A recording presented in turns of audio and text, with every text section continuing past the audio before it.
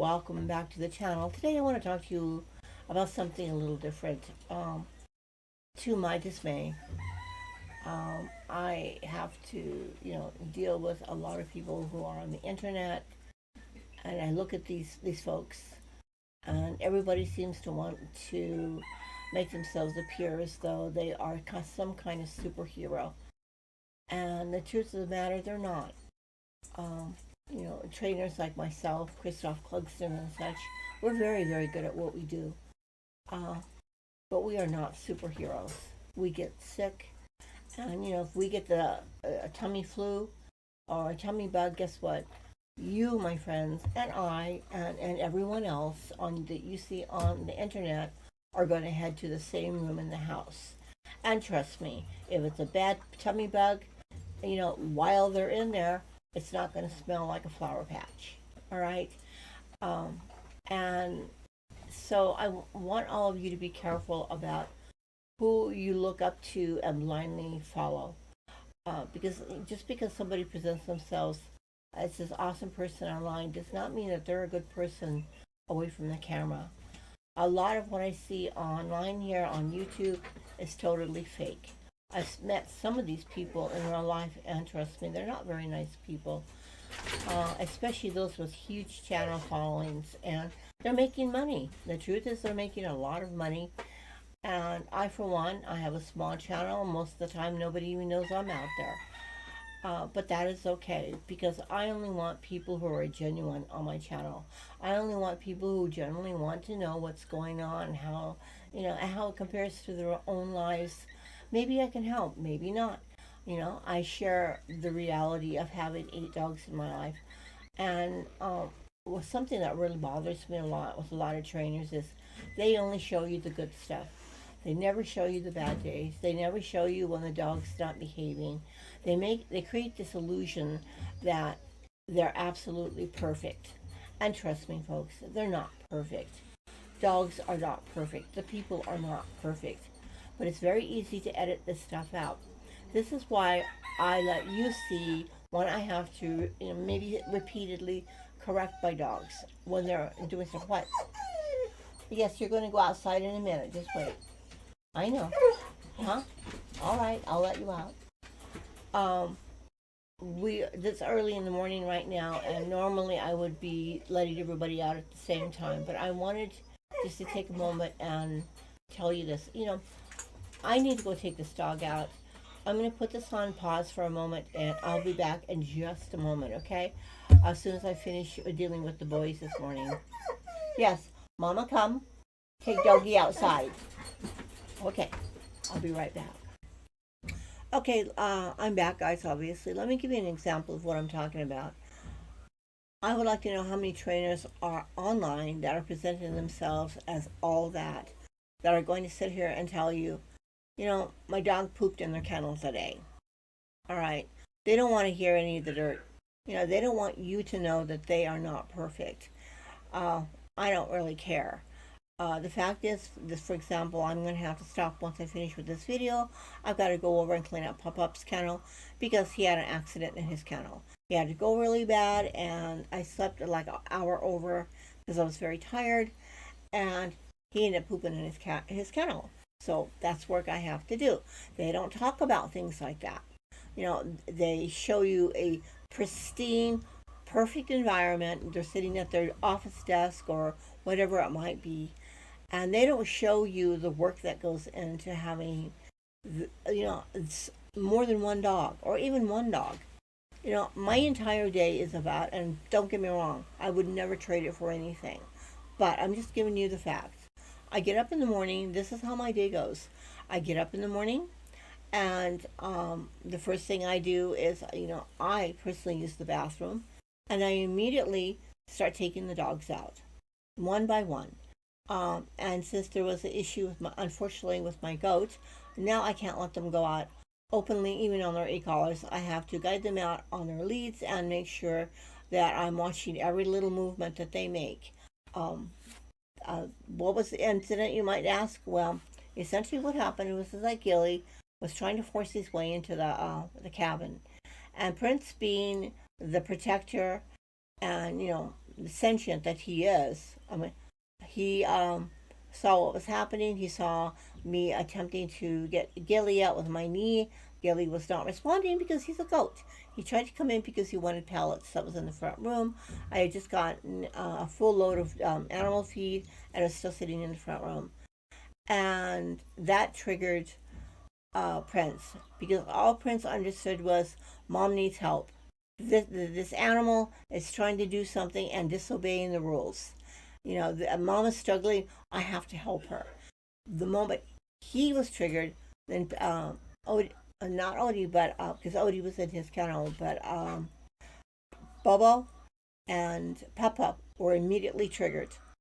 And even Nikki, as old as she is, they all went after his head. Him meaning Gilbert. So it's taken a few days for him to recover. He's not badly injured, but he did learn something. Sadly, is that you cannot force your way into the cabin. This is not a good idea. Very bad things happen. So now, because of that incident, I'm having to be hyper vigilant regarding when the dogs when they go outside. Just in case somebody gets triggered, I need to make sure that I can literally reel them in before any damage is done, before my goat is injured at all. So anyway, that's the reason for that. See, no, who else is going to share that with you?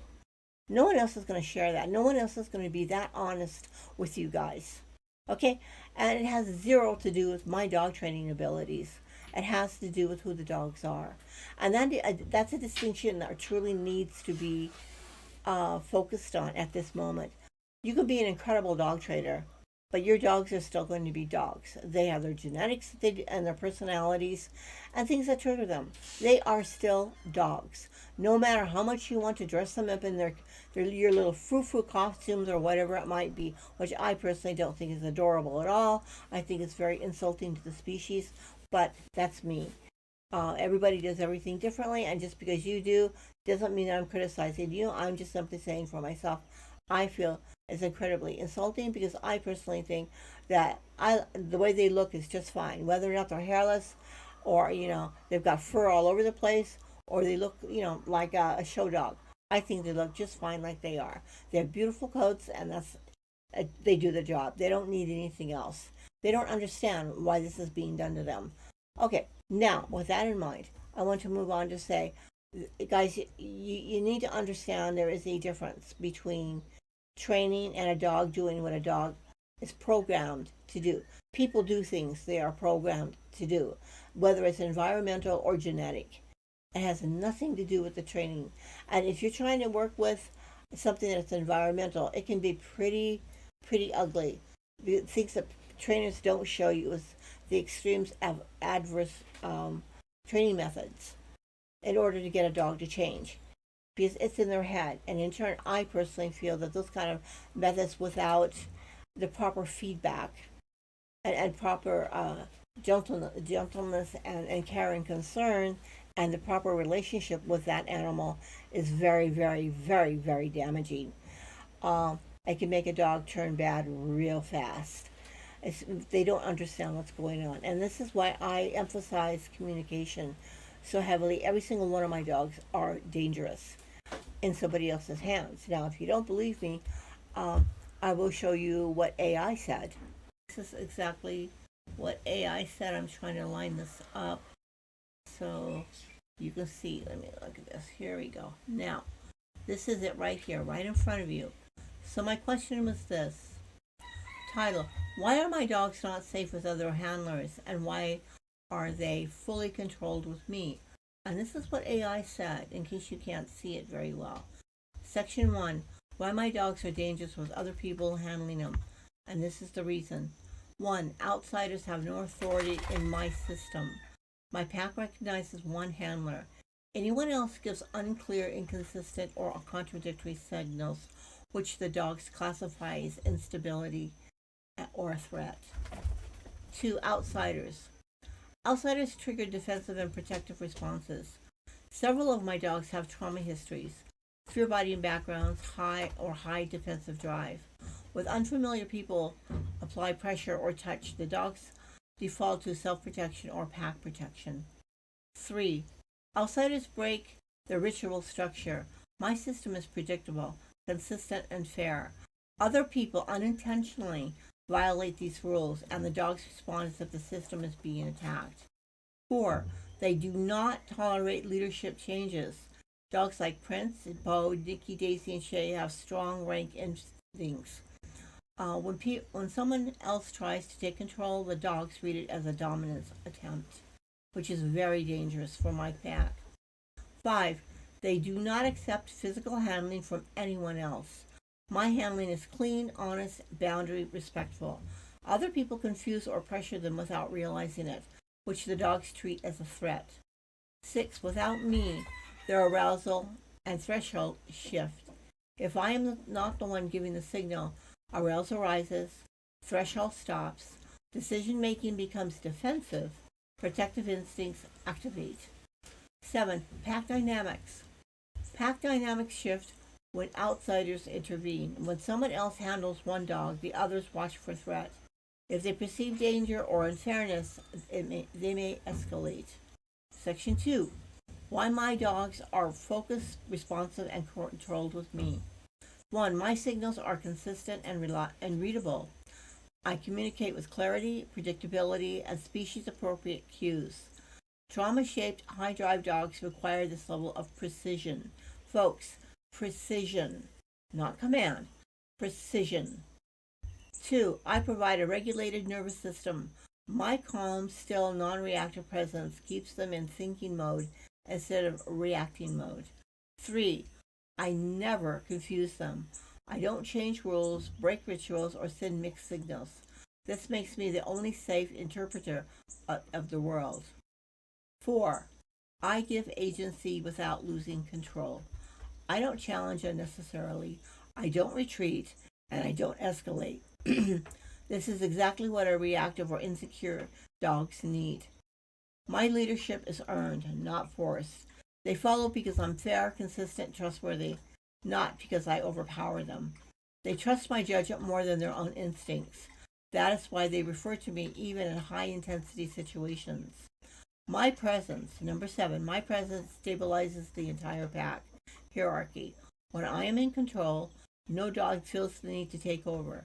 No dog feels the need to defend. No dog feels the need to challenge.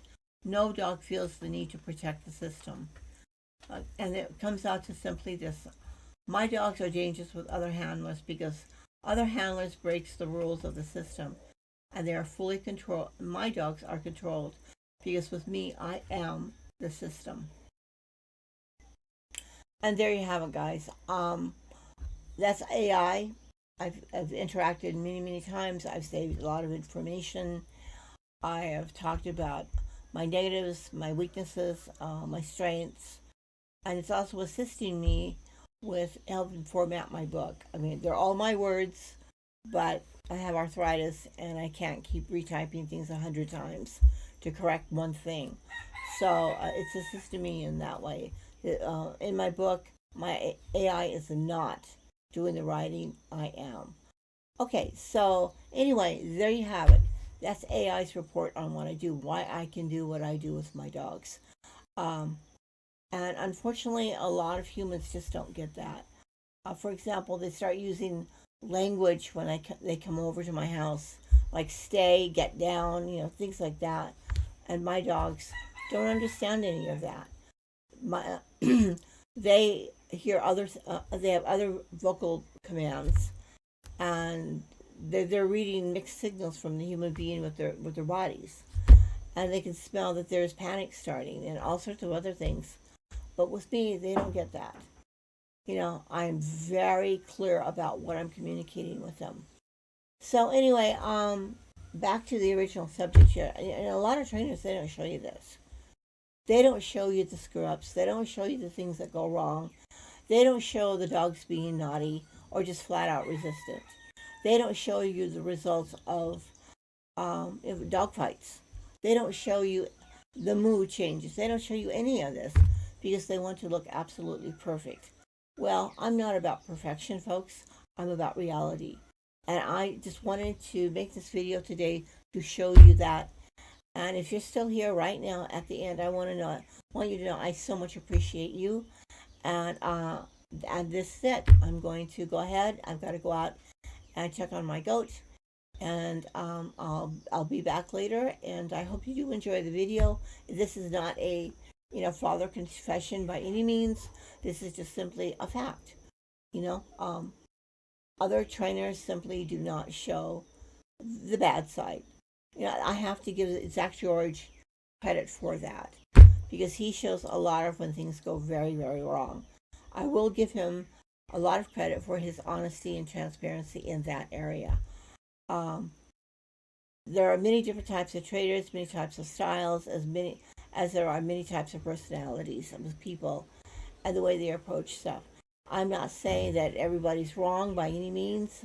I'm just simply saying that we as trainers need to be more honest with you, our clients, our audience as such. Guys, thanks so much for being here, and I appreciate every single one of you. Please help me out. At least leave a like or something. Let me know that you were here. I honestly want to know what you have to say, what your opinions are, and how you feel about things. Now, if you're going to be disrespectful, I'm going to give you a sharp answer. But generally, I am a very humble person. I am very strong. Don't get me wrong. I'm very authoritative and very strong. That's why I can handle my dogs the way I do. But uh, I'm very appreciative, and I try to see things from everybody's point of view before if something negative comes in. I try to look at everything. Oh, why would this person feel this way? What am I doing on a video that would make them think this? So, if I see an issue that I have done, trust me, I'm the first one to reach out and say, I understand what you said, and you're right. I could have done that a little bit better. Or I could have tried something different, or, whatever it might be. So, guys, once again, thank you so much for being here. Please, please like and comment. My channel is very tiny, and I do get a lot of views, but not a lot of people give me a whole lot of likes. I am still learning. I have so much to share with you, and yet it's kind of hard to compile everything into one little 3 or 4 minute video. So thanks guys for watching, and we'll see you next time here on Master Matriarchs Canines, and you have a great day, and aloha from Hawaii.